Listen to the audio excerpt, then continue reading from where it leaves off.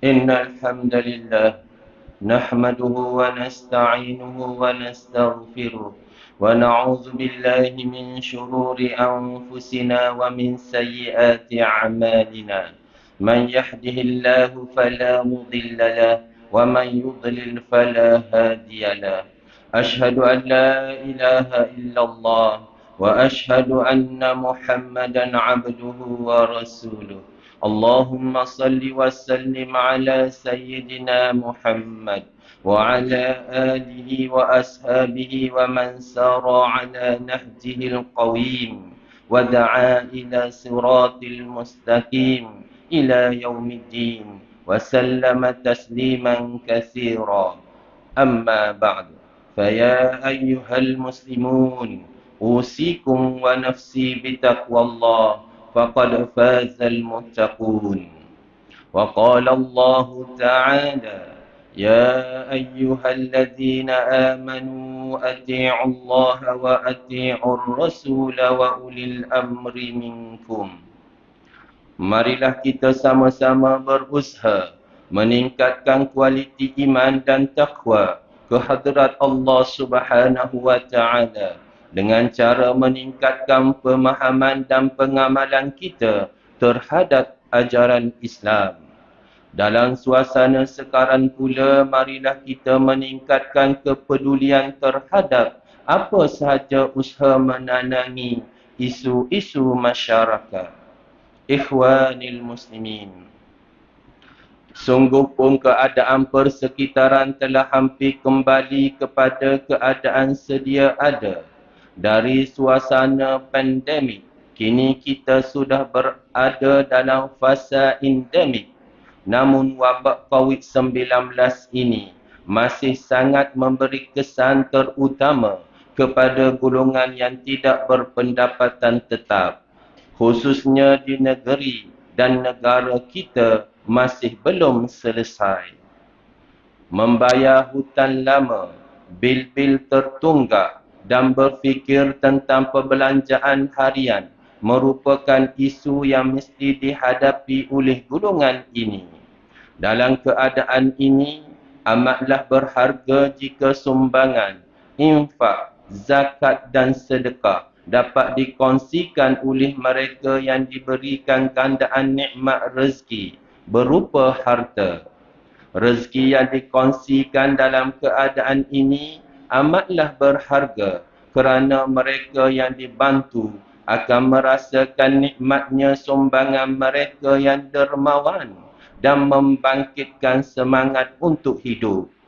Firman Allah Subhanahu wa taala: "Wa ta'awanu 'alal birri wat taqwa wa la ta'awanu 'alal itsmi wal 'udwan.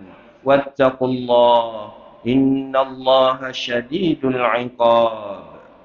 Artinya, dan hendaklah kamu bertolong-tolongan untuk membuat kebajikan dan bertakwa, dan janganlah kamu bertolong-tolongan pada melakukan dosa maksiat dan pencerobohan. Dan bertakwalah kepada Allah, kerana sesungguhnya Allah amat berat azab seksanya bagi sesiapa yang melanggar perintahnya. Surah Al-Ma'idah ayat yang kedua.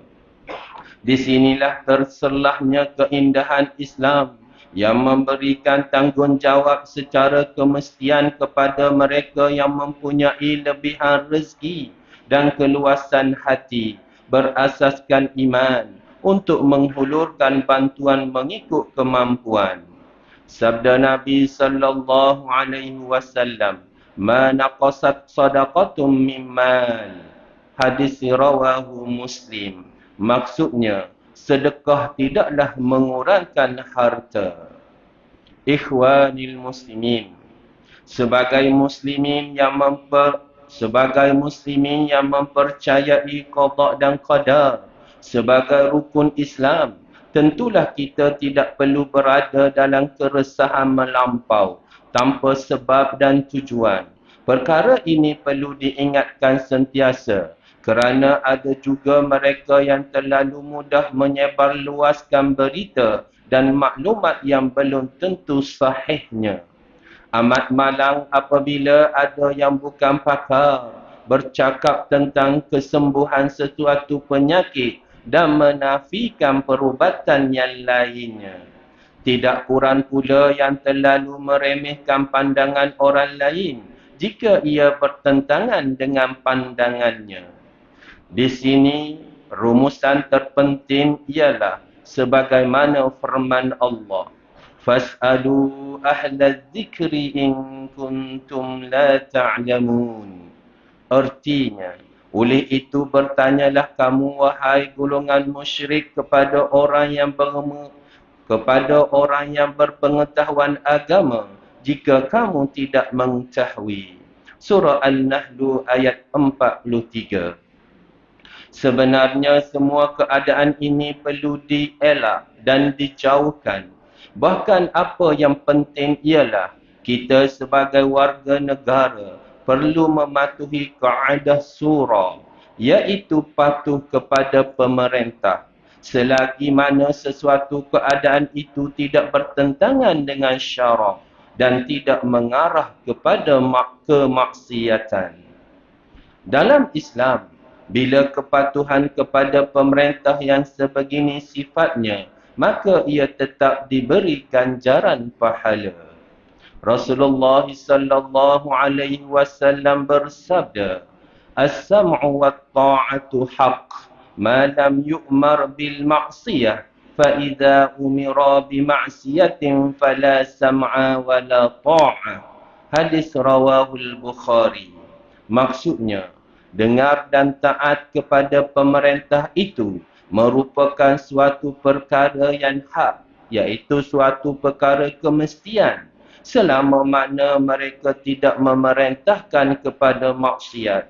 Apabila mereka yakni pemerintah mengarahkan kepada maksiat, maka tidak wajib dengar dan taat pada arahan tersebut. Ikhwanil muslimin, jelaslah antara tugas utama kita sebagai individu dalam masyarakat ialah perlu mematuhi norma atau persekitaran baharu dengan membiasakan yang betul dan membetulkan yang biasa. Ingatlah, kita bertanggungjawab ke atas apa yang kita lakukan. Jangan sekali-kali kita sebagai Muslim dilihat oleh pihak luar sebagai sebuah masyarakat yang kucar-kacir kerana masing-masing syok dengan pendapat sendiri. Seperti yang berlaku di awal-awal wabak COVID-19 menyerang negara. Sehingga ada yang tidak mendengar nasihat imam bertugas apabila mereka sanggup melompat pagar masjid untuk solat, kerana beranggapan iman mereka adalah lebih tinggi daripada perintah ulil amri. Syabas dan Alhamdulillah, suasana seperti ini tidak berlaku lagi kerana rakyat mula memahami kaedah penting dalam rumus keagamaan, kaedah fiqh yang menyebut tasarruful imami ala ra'iyyah manutum bil maslahah. Maksudnya, tadbir urus pemerintah ke atas rakyat adalah berdasarkan maslahah. Sesuai dengan ayat daripada surah An-Nisa ayat 59 yang dibacakan pada awal khutbah tadi, yang bererti, wahai orang yang beriman, taatlah kamu kepada Allah dan taatlah kamu kepada Rasulullah dan kepada ulil amri, orang yang berkuasa dari kalangan kamu. Inilah yang kita semua perlu pertahankan, di samping menarik kesabaran ke dalam dada, sehingga ia akan menjadi ujian untuk meningkatkan tahap keimanan yang lebih tinggi, dan bukannya terlalu mengeluh kerana keluhan akan menyebabkan kemarahan bala dan gandaan bencana. وَلَنَبْلُوَنَّكُمْ بِشَيْءٍ مِّنَ الْخَوْفِ وَالْجُوعِ وَنَقْصٍ مِّنَ الْأَمْوَالِ وَالْأَنفُسِ وَالثَّمَرَاتِ وَبَشِّرِ الصَّابِرِينَ الَّذِينَ إِذَا أَصَابَتْهُمْ مُصِيبَةٌ قَالُوا إِنَّا لِلَّهِ وَإِنَّا إِلَيْهِ رَاجِعُونَ. أولئك عليهم صلوات من ربهم ورحمة وأولئك هم المهتدون. Artinya, demi sesungguhnya kami akan menguji kamu dengan sedikit perasaan takut kepada musuh dan dengan merasai kelaparan dan dengan berlakunya kekurangan dari harta benda dan jiwa serta hasil tanaman. Dan berilah kabar gembira kepada orang-orang yang sabar, iaitu orang-orang yang apabila mereka ditimpa oleh sesuatu kesusahan, mereka berkata, sesungguhnya kami adalah kepunyaan Allah dan kepada Allah jualah kami kembali. Mereka itu ialah orang-orang yang dilimpahi dengan berbagai-bagai kebaikan dari Tuhan mereka serta rahmatnya. Dan mereka itulah orang yang dapat petunjuk hidayahnya. Surah Al-Baqarah ayat 105 sehingga 107. Ikhwanil muslimin, marilah kita berdoa kepada Allah agar mengangkat wabak yang sedang melanda negeri dan negara kita ini. Perbanyakkanlah melakukan amal soleh dan menghindari kemurkaan Allah. Serta jangan lupa mematuhi SOP pencegahan COVID-19. Perlu diingatkan bahawa mengambil rasuah dan salah guna kuasa, mengambil bahan-bahan yang memabukkan dan salah guna dadah adalah perbuatan haram dan hina serta buruk akibatnya di dunia dan akhirat. Khatib juga ingin mengambil kesempatan untuk mengajak sidang Jumaat dan umat Islam agar lebih cakna kepada orang sekeliling khususnya golongan yang memerlukan dengan menyalurkan sumbangan sama ada zakat, sedekah dan wakaf, khususnya melalui Majlis Agama Islam Kelantan selaku badan yang dipertanggungjawabkan untuk memungut dan mengagihkan zakat dan sedekah di negeri Kelantan. Mudah-mudahan mereka yang kurang bernasib baik akan mendapat pembelaan sewajarnya. Barakallahu li wa lakum fil Qur'anil azim wa nafa'ani wa iyyakum bima fihi minal ayati waz zikril hakim wa taqabbala minni wa minkum tilawatahu innahu huwas samiul alim. Aqulu qawli hadha wa astaghfirullaha li wa lakum wa li jami'il muslimina wal muslimat wal mu'minina wal mu'minat fastaghfiruhu faya fawzal mustaghfirin ويا نجاة التائبين.